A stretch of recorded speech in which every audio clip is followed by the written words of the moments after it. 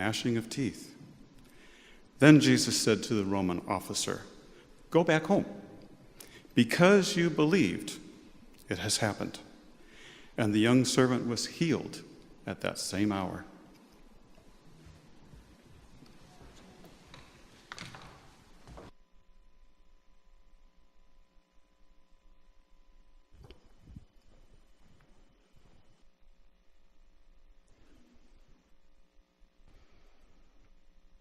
Sometimes hunger is funny.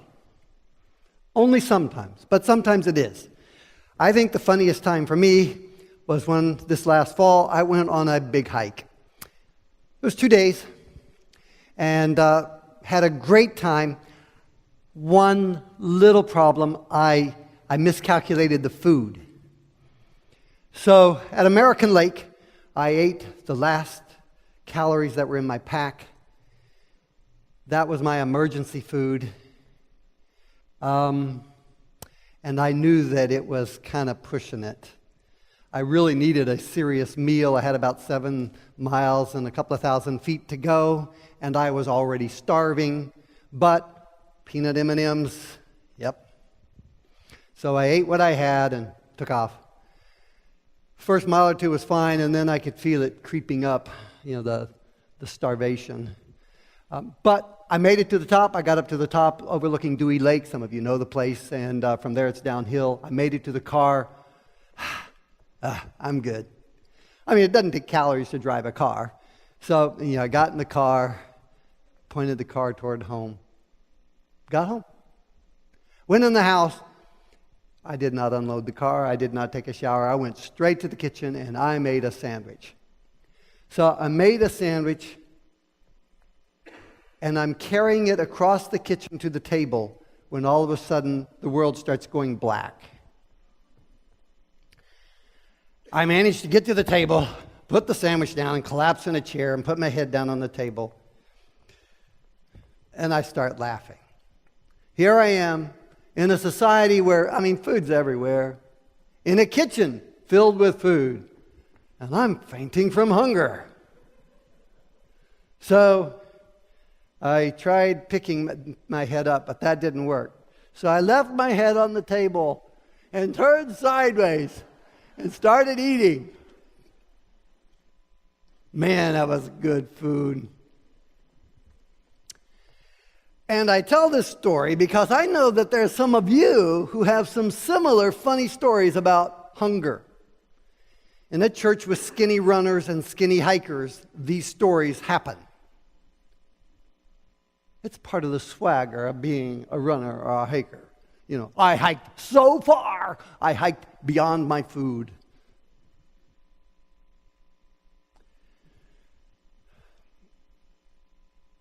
I was at a party at Gloria and Forrest's house a while back, and there was some guests there. They had just been to see, I'm not going to say the whole long name because my daughter laughs every time I try to pronounce it. So I'm just going to say they had seen Les Mis.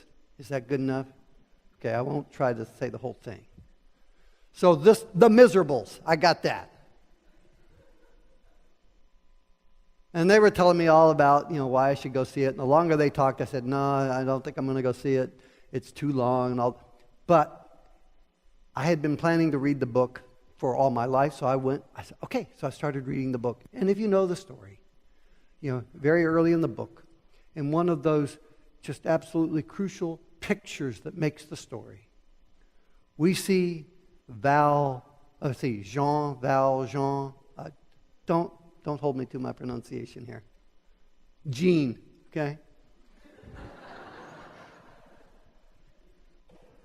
We see Jean in his native village, living with his widowed sister and her 7 kids. And they are all hungry. They are hungry all the time. And it is not funny. It is a grinding, soul-eating hunger. The mother is eaten not just by her own hunger, but by the crushing awareness that she cannot satisfy the hunger of her children. And Jean He works day and night at every job that appears. He gets a pittance. It is not enough. And then in the crucial scene, he breaks a window and he steals one loaf of bread. Not for himself, but for these hungry kids. That kind of hunger is not funny.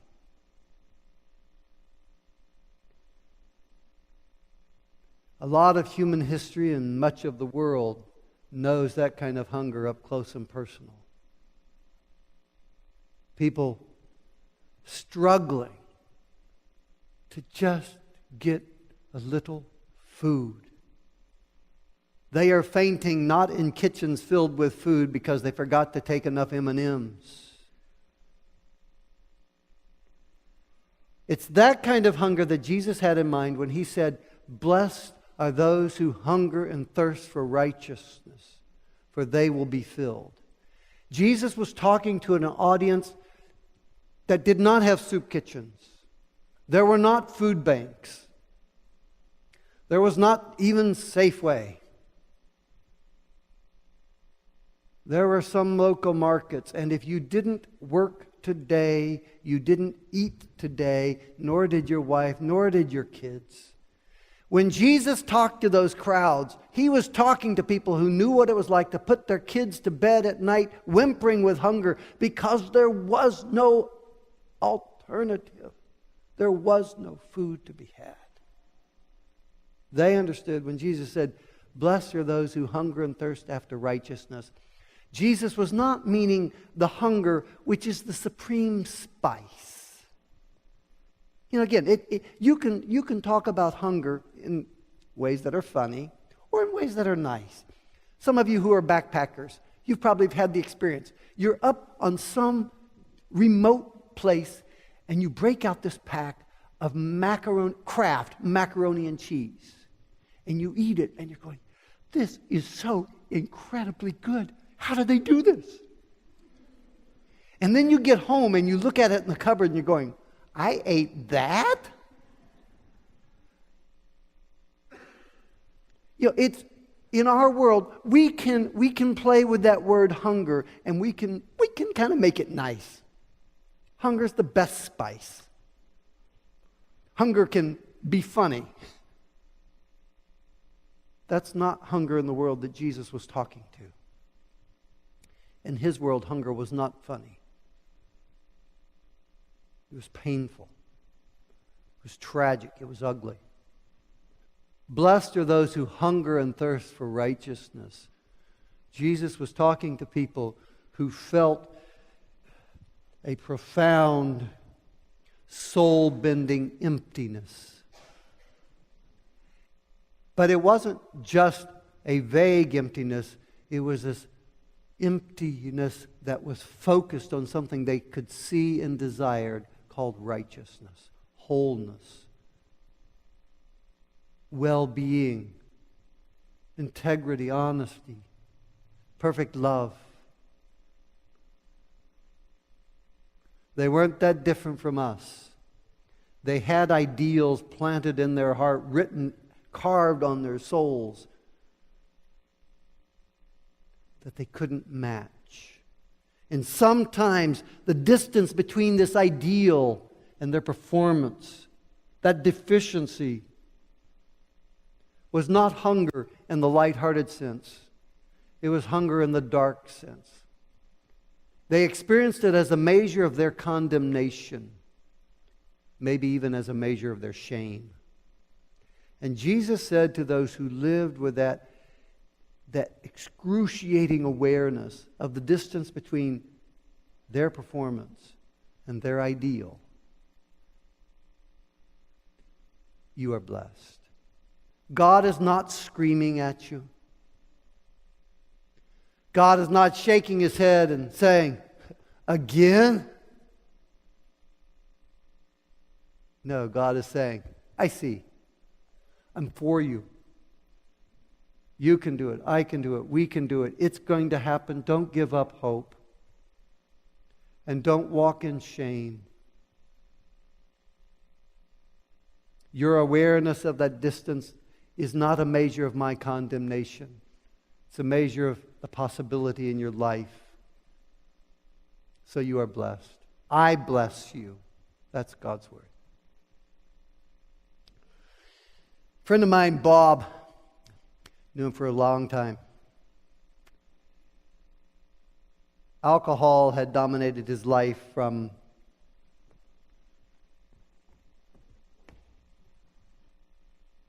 before he was born. It was already shaping his life. He came from a world drenched with alcohol abuse. And over the years that I knew him, he would come to church and we would celebrate finally victory for this week. He would come the day after he got out of detox and say, "Would you pray for me? That this time it will take." Or he would ask the church to pray because next week I'm going into rehab. And he lived with this hope, this hunger to be able to easily and comfortably and freely say no to something that was going to ruin him.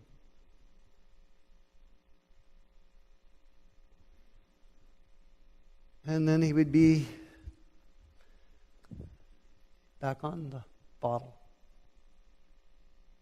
He lived with this excruciating hunger for a wholeness that people talk about. Other people told stories of possessing. Wasn't his. He was starving for wholeness. Remember William? Bob, he was kind of out there. Not always, but pretty much out there. I got a problem. William did not have a problem. William was a success. Oh, he had played with drugs as a teenager back in the 60s. He'd gone through a dramatic conversion experience, was involved in leading a revival that swept across Adventist colleges. He went to seminary. He was a brilliant theologian. He graduated magna cum laude. Was a beloved pastor, then decided to take medicine. Was a much sought after, beloved physician. And during all those years of seminary and pastoring and medical school and medical practice, in his story, drugs were something that happened back there. That was the public story. The truth was, they never let him go.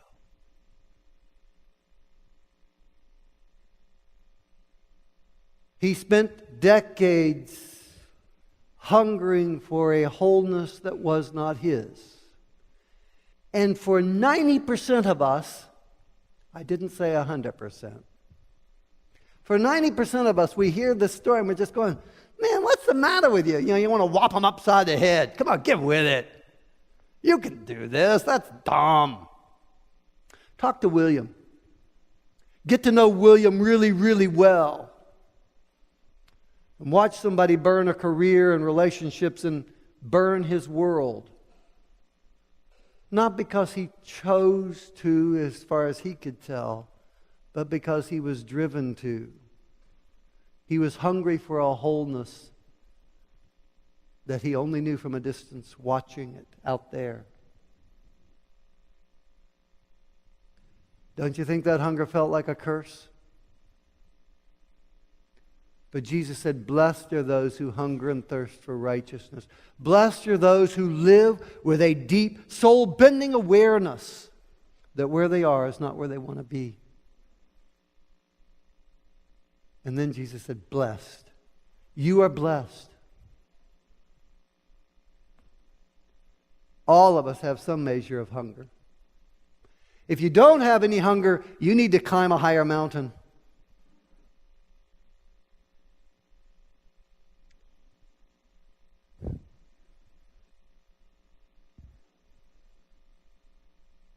Blessed are those who hunger and thirst for righteousness. They will be filled.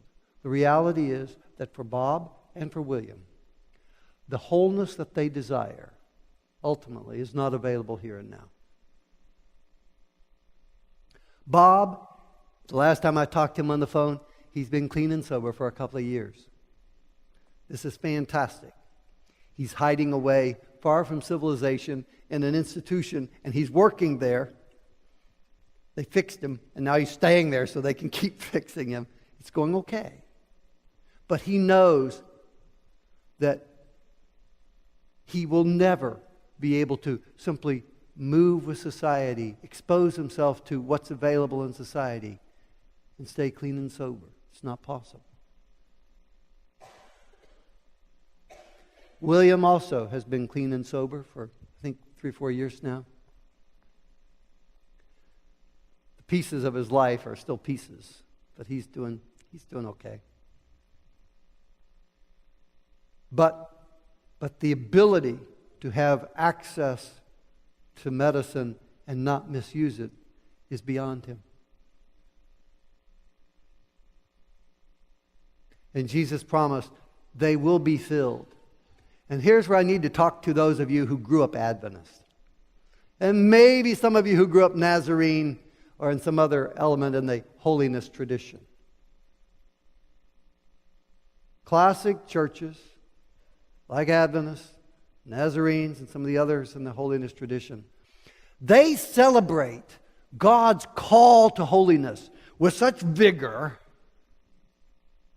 that we imbibe deeply within our soul the idea that the only way to have any hope is to master it, to become perfect, flawless.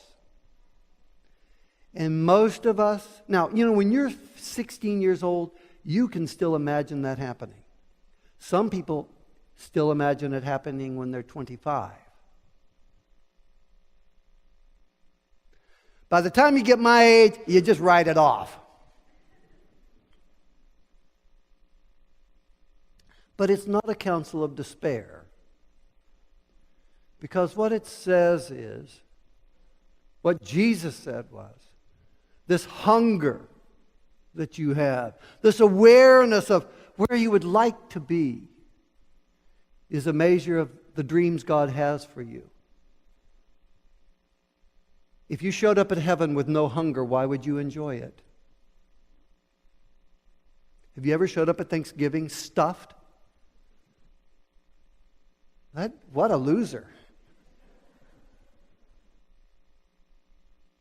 And so I'm deliberately saying to any of you who may have picked up what is deeply written in our own culture, that you arrive at heaven full. Jesus said, forget that. Show up hungry. They got a good dinner planned.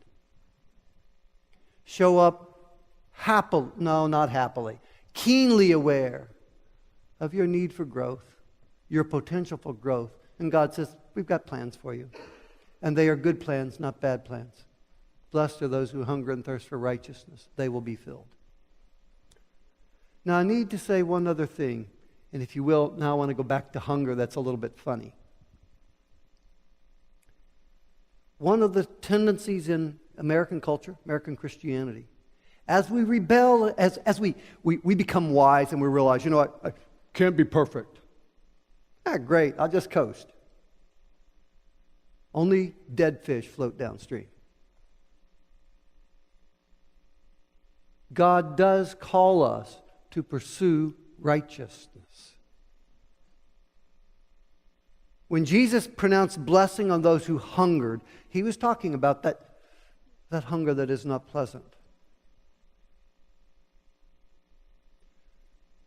But I think he was also blessing us in the life of striving.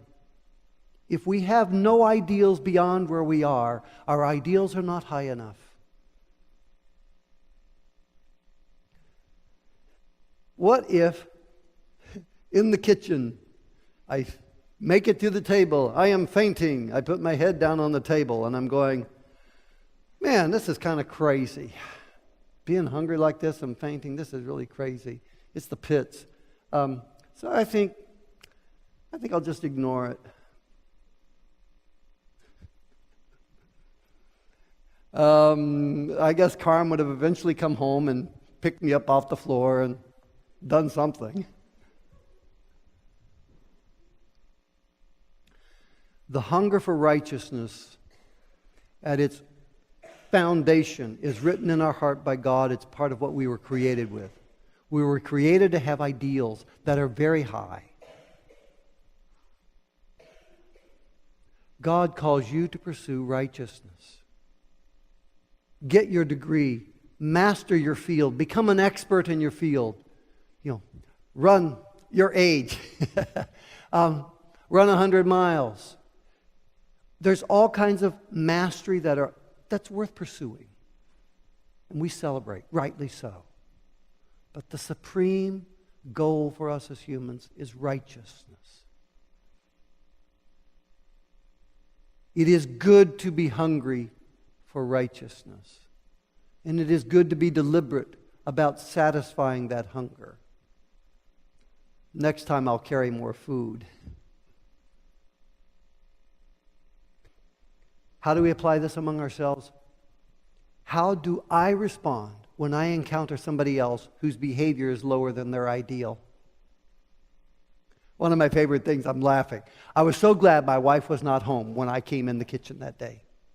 Because you know what she would have said as I managed to get to the table and I plopped my head down on the table and I'm eating my sandwich sideways. You know what she would have said? Maybe I'm wrong, but I'd almost lay money on this. You know what she'd have said? You should have taken more food. Right? Isn't that what we do to each other? You watch somebody collapsing from hunger and we go, duh, why didn't you take more food? Now, if you said that at the beginning of their trip, why don't you put more in? That's helpful. Might be annoying, but it is helpful. My appeal to us as a congregation is that we learn to practice with Jesus, giving blessing to those who are hungry. So if we know a Bob who has spent 50 years pursuing a sobriety which he can't get his hands on, don't kick him, don't scorn him, don't mock him, bless him. And maybe there's a William in your life that you don't know and you can't see because he's hiding right in plain sight with his struggles. He needs your blessing too. We need to practice blessing each other. And as we do it, our own lives will be suffused with the blessing of Jesus, and we will become agents of the kingdom of heaven. Blessed are those who hunger and thirst for righteousness. They will be filled.